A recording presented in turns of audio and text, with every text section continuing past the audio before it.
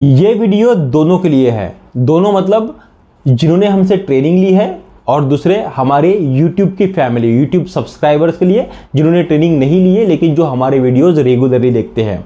तो ये वीडियो अंत तक ज़रूर देखें। इस वीडियो में हम बहुत डिटेल में ये सीखने वाले हैं और लोगों के फ़िलहाल में ही बहुत इंक्वायरीज आ रही है, बहुत प्रॉब्लम्स लोगों को हो रही है कि विंटर सीजन अभी शुरू हो गया है, ठंडी का मौसम अभी शुरू हो गया है, उसके वजह से लोगों के ऑयस्टर मशरूम कल्टीवेशन पे बहुत बुरा असर हो रहा है।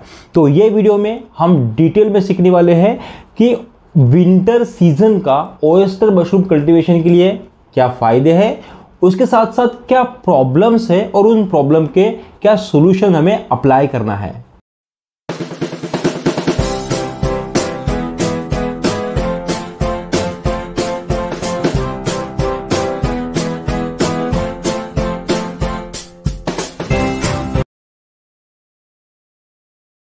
सर्दी के मौसम में भारत के कई हिस्सों में टेम्परेचर बहुत डाउन चला जाता है। कई 10 डिग्री सेल्सियस, कई 5 डिग्री सेल्सियस ऐसी हालत होती है। कल ही मेरे स्टूडेंट से बातचीत हुई। उन्होंने बताया कि नागपुर में सूर्योदय से पहले लगभग 18 degree Celsius, 18 degree Celsius temperature था। नागपुर की बात। आप कहाँ से हो और आपके यहाँ का सूर्योदय से पहले का टेम्परेचर कितना रहता है, ये मुझे कमेंट सेक्शन में ज़रूर बताइए। उससे मुझे पता चलता है कि किस पर्टिकुलर लोकेशन पे क्या ऑयस्टर मशरूम कल्टीवेशन में प्रॉब्लम्स आ सकती हैं। आप जरूर कमेंट करिए, आप क्या प्रॉब्लम फेस कर रहे हो ऑयस्टर मशरूम कल्टीवेशन में, वो भी मुझे बताइए। अगले 2 दिन में जितने भी लोग मुझे कमेंट करेंगे, हर एक के कमेंट को मैं जरूर रिप्लाई करूंगा। अभी हमारा जो ये ऑयस्टर मशरूम कल्टीवेशन है, ये नेचर के हिसाब से यानी कि मौसम के हिसाब से थोड़े से चेंजेस हमें उसमें करने पड़ते हैं। हमारे भारत में लगभग 3 मौसम है। अभी विंटर चल रहा है, इसके बाद समर सीजन आएगा, उसके बाद रेनी सीजन आएगा। तो विंटर में थोड़ा सा अलग तरीके से टेम्परेचर, ह्यूमिडिटी, फ्रेशर कंट्रोल करना पड़ता है। समर सीजन में थोड़ा सा अलग तरीके से टेम्परेचर, ह्यूमिडिटी, फ्रेशर कंट्रोल करना पड़ता है और रेनी सीजन में थोड़ा सा अलग। तो सीजन के अनुसार हमें कुछ चेंजेस करने पड़ते हैं। अभी हमने हमारे काफ़ी वीडियो में ये डिस्कस करा है कि टेम्परेचर और ह्यूमिडिटी हमारे ऑयस्टर मशरूम कल्टीवेशन के लिए कितना चाहिए। वो मैं रिपीट नहीं करूँगा, वो आप मुझे कमेंट सेक्शन में ज़रूर बताएं, क्योंकि आपकी उसकी प्रैक्टिस हो जाएगी।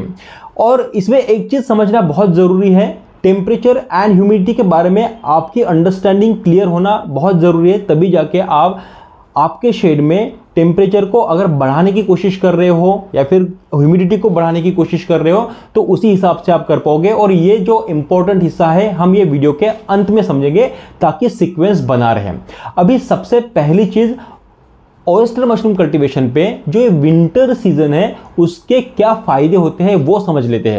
ऑयस्टर मशरूम कल्टीवेशन पे विंटर का सबसे पहला फ़ायदा ये है, विंटर का अर्थ ये है कि बहुत टेम्परेचर कम नहीं हो रहा है। एक नॉर्मल टेम्परेचर, हमें जो 22 से 28 के बीच में टेम्परेचर चाहिए, लगभग आपके शेड का टेम्परेचर कुछ समय के लिए 15 से 22 के बीच में अगर आ रहा है, बाकी काफ़ी समय के लिए 22 से 28 के बीच में ही रह रहा है, तो आपके ऑयस्टर मशरूम कल्टीवेशन के लिए कुछ फ़ायदे हैं। पहला फ़ायदा ये है कि आपका जो ऑयस्टर मशरूम का क्रॉप आएगा वो एक बेटर क्वालिटी का आएगा। वो थोड़ा सा जाड़ा, मोटा और आकर्षक आपके ऑयस्टर मशरूम का क्रॉप आएगा, बेहतर क्वालिटी का आपका क्रॉप आएगा। ऑयस्टर मशरूम कल्टीवेशन पे विंटर सीजन का दूसरा फायदा ये है कि हमारे जो ऑयस्टर मशरूम का क्रॉप होता है, उस क्रॉप की शेल्फ लाइफ बढ़ जाती है।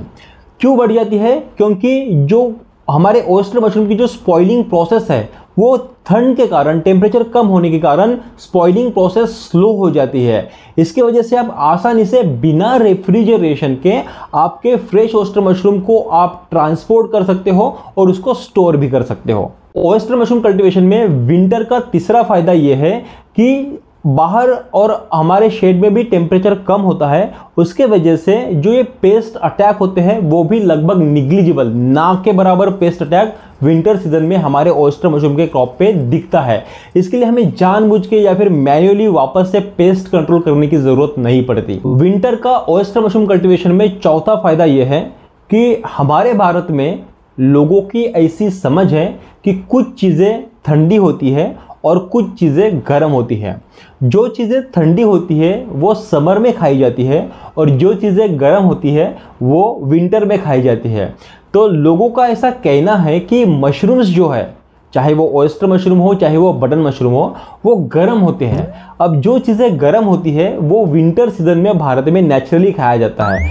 तो मुझे ये कंसेप्ट क्लियर नहीं है क्यों ठंडी होते हैं क्यों गर्म होते हैं, उसके पीछे कुछ और लॉजिक या फिर साइंटिफिक रीजन हो सकते हैं। बट जब लोगों की ये समझ है कि मशरूम्स गर्म है और वो विंटर सीजन में खाए जाते हैं, उसी के चलते लोग विंटर में मशरूम्स ज़्यादा खाते हैं, ज़्यादा खरीदते हैं और उनके डाइट में इन्वॉल्व करने की कोशिश करते हैं। इसके लिए विंटर सीजन में जो मशरूम का सेल है ना, हमेशा बाकी सीजन के मुकाबले ज़्यादा रहता है। ये 4 फायदे थे ऑयस्टर मशरूम कल्टीवेशन पे विंटर सीजन के। अब ऑयस्टर मशरूम कल्टीवेशन में विंटर सीजन के क्या क्या चैलेंजेस आते हैं ये देखते हैं। पहला चैलेंज या पहला प्रॉब्लम, स्लो माइसीलियम ग्रोथ।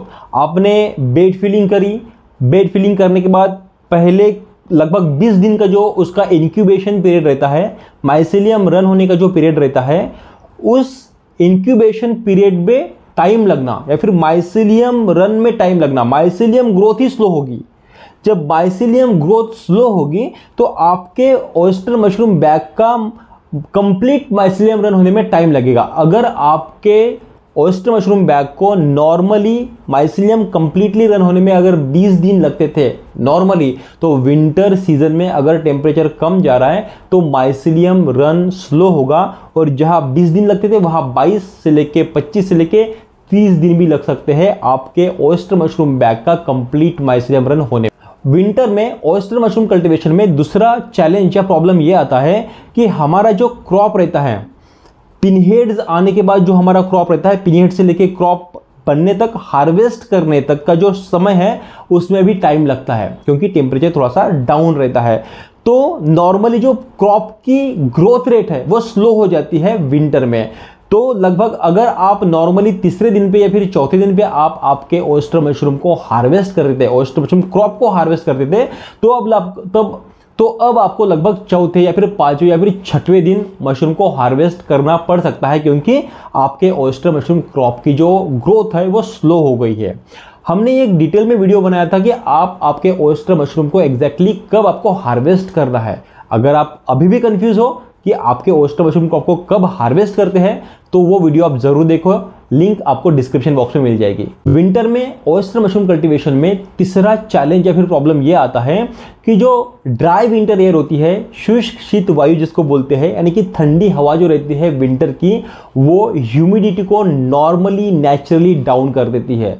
और अगर हमारे ऑयस्टर मशरूम शेड में ह्यूमिडिटी 60% से नीचे जाती है तो उसका असर हमारे इंक्यूबेशन पीरियड पे भी होता है और प्रोडक्शन पीरियड पे भी होता है और अल्टीमेटली हमारे कंप्लीट कल्टीवेशन के लिए उसका प्रॉब्लम होता है। विंटर का ऑयस्टर मशरूम कल्टीवेशन पर चौथा चैलेंज, सबसे बड़ा प्रॉब्लम कि टेम्परेचर को कंट्रोल करना।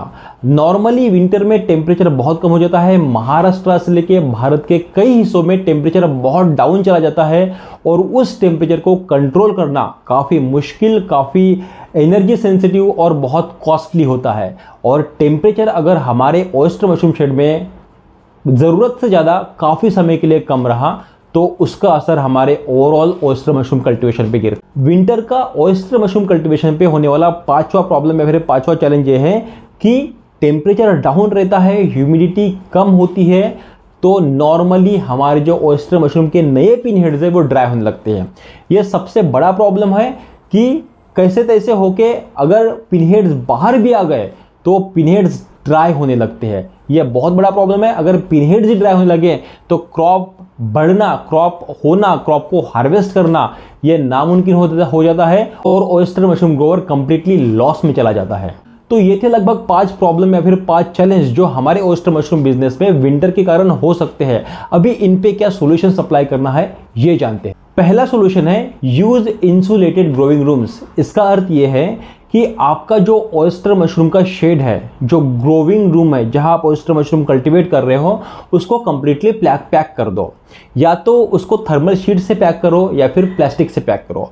प्लास्टिक से पैक करना थोड़ा सा कॉस्ट इफेक्टिव होगा, कम खर्चे में आप चाड़ी प्लास्टिक खरीद के आपके शेड को कंप्लीटली पैक कर पाओगे। इससे क्या होगा, जब रात को आपके शेड के बाहर का टेम्परेचर कम होने लगेगा तो जो टेम्परेचर शेड के बाहर का जो टेम्परेचर कम होगा तो ठंडी हवा बाहर की आपके शेड के अंदर आ नहीं पाएगी क्योंकि प्लास्टिक लगाई है।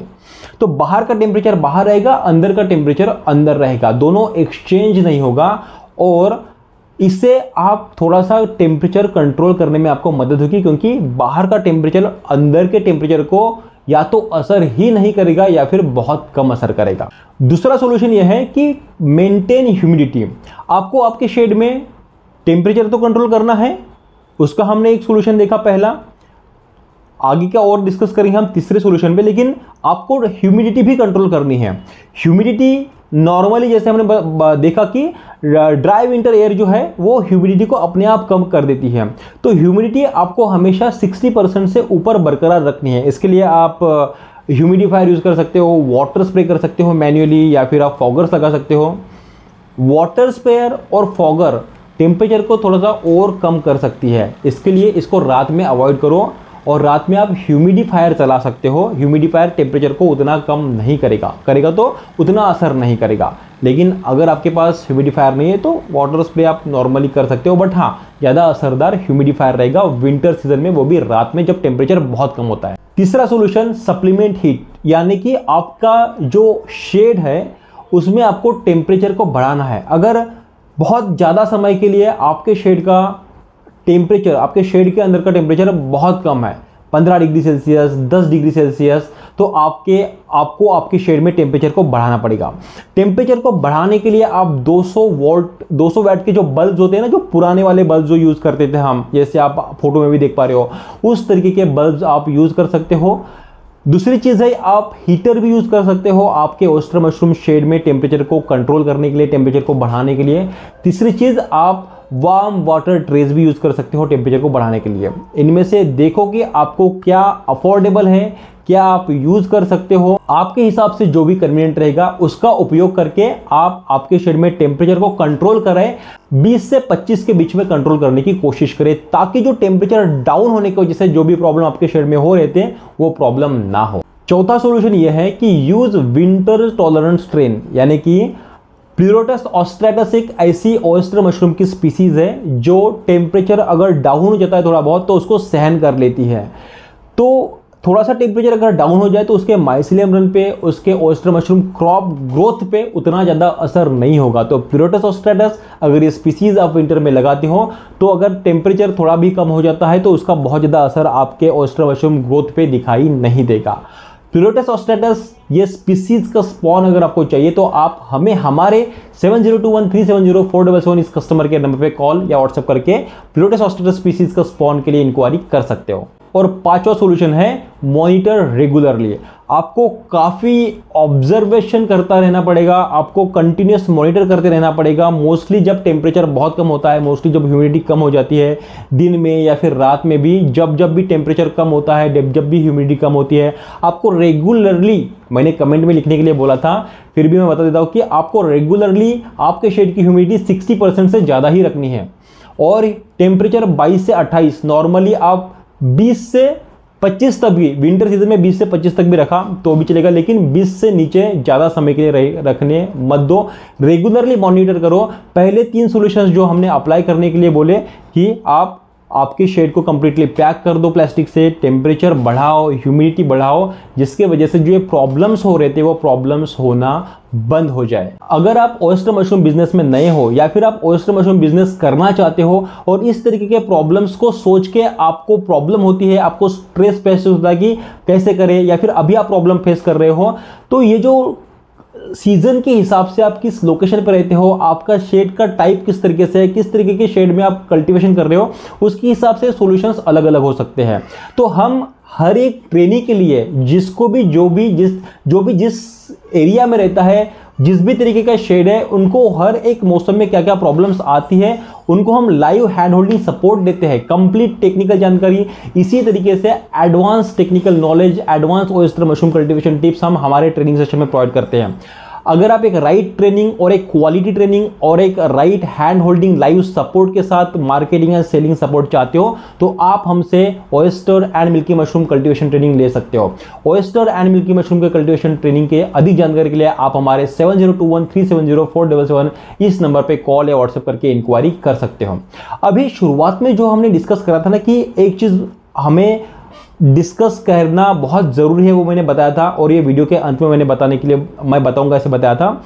अभी temperature, humidity and fresh air, ये तीन चीज़ें बहुत इंपॉर्टेंट है कल्टीवेशन में। तो जब हमें टेम्परेचर कंट्रोल करना है, ह्यूमिडिटी कंट्रोल करना है, तो वो सीजन के अकॉर्डिंग अलग अलग होता है। अभी यहाँ हमें एक चीज़ समझना बहुत ज़रूरी है कि टेम्परेचर जो होता है ना, हमारे ऑयस्टर मशरूम के लिए 22 से 28 चाहिए।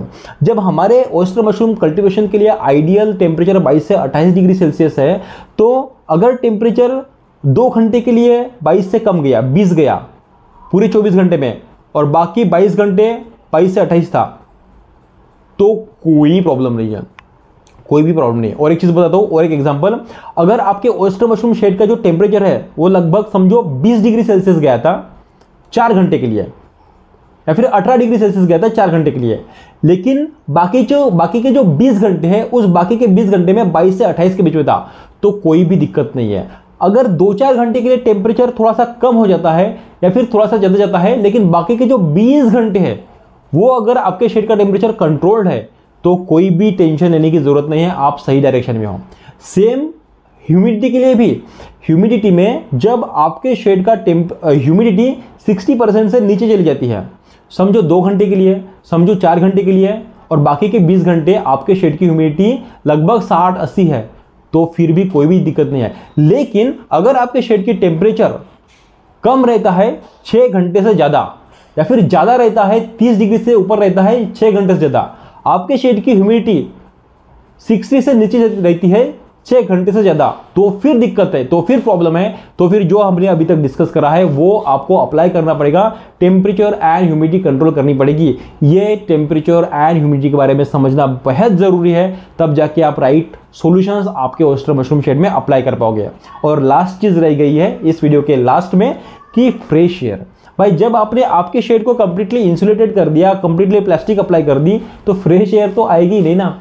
हाँ, तो आपके शेड का जो इंसुलेशन रहेगा या फिर जो प्लास्टिक जिस तरीके से कवर करोगे, तो हो सके तो उस प्लास्टिक को जाली प्लास्टिक लेना है, हो सके तो उसमें एक विंडो की चेन लगा दो, विंडो के जैसी चेन लगा दो, वो चेन से वो विंडो निकालोगे और फ्रेश एयर दोगे। या फिर आपका जो डोर रहेगा वहां भी आप उस तरीके की प्लास्टिक लगा सकते हो जहां से आप फ्रेश एयर दे सको, या फिर एग्जॉस्ट के जरिए से आप फ्रेश एयर एक्सचेंज कर रहे हो तो वो भी बेहतर है। बट मेक श्योर कि आप जो फ्रेश एयर एक्सचेंज कर रहे हो, जिसको FAE बोलते हैं, फ्रेश एयर एक्सचेंज जब आप कर रहे हो, तब बाहर का जो टेम्परेचर है और अंदर का जो टेम्परेचर है दोनों सेम हो। यानी कि विंटर में आपको तब फ्रेश एयर देना है जब दिन हो, जब बाहर टेम्परेचर ज़्यादा हो, लाइक 20 के ऊपर, 25 के ऊपर, तब आपको फ्रेश एयर देना है दिन के समय में, विंटर सीजन में। तो आई होप विंटर सीजन में टेम्परेचर कैसे कंट्रोल करना है, ह्यूमिडिटी कैसे कंट्रोल करना है और फ्रेश एयर कैसे कंट्रोल करना है, इसकी आपको पूरी जानकारी मिल चुकी है। अगर ये 3 चीज़ें आप अच्छे से कंट्रोल कर लेते हो, तो आपको फ्रेश ऑयस्टर मशरूम को कल्टिवेट करना इस विंटर सीजन में कोई भी नहीं रोक सकता। आप बहुत आसानी से विंटर में फ्रेश ऑयस्टर मशरूम का कल्टीवेशन बहुत ही आसानी से कर पाओगे।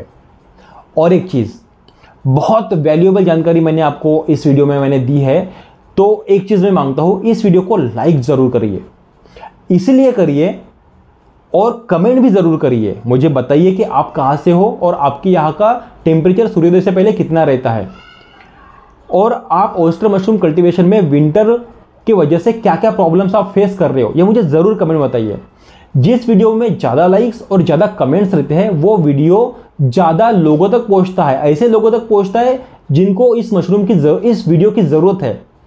तो जो भी ऑयस्टर मशरूम कल्टीवेशन कर रहे हैं उन तक ये वीडियो पहुंचेगा, और जो प्रॉब्लम फेस कर रहे हैं लोग विंटर के वजह से, उन तक ये वीडियो पहुंचे, और ये फ्री में जो मैंने वैल्यू दी है, फ्री में जो मैंने जानकारी दी है, वो उन तक पहुंचे, वो उनके ऑयस्टर मशरूम बिजनेस में अप्लाई कर सके और उनको भी इसका फायदा हो। तो मैंने मेरा काम कर दिया है। मैंने विंटर में बहुत सारी इंक्वायरीज आ रही थी कि सर ये प्रॉब्लम है, पिनहेड ड्राई हो रहे हैं, टेम्परेचर कंट्रोल ही नहीं हो रहा है, ह्यूमिडिटी भी कम हो रही है। तो मैंने पूरी सॉल्यूशंस जो हम हमारे कल्टिवेशन में अप्लाई करते हैं वो आपको बताए हैं। अब आपकी जिम्मेदारी वीडियो को लाइक करना, कमेंट करना, और सच में कोई अगर आपके कांटेक्ट में है तो उन तक आप शेयर भी कर सकते हो। आपने शेयर भी नहीं करा, लाइक और कमेंट करा, तो उन लोगों तक अपने आप ही ये वीडियो पहुंच जाएगा। आशा करता हूं वीडियो से काफ़ी वैल्यू मिली होगी। वीडियो को लाइक करने के लिए, वीडियो को कमेंट करने के लिए, वीडियो को शेयर करने के लिए, और ये वीडियो एंड तक देखने के लिए आप सभी लोगों का बहुत बहुत धन्यवाद।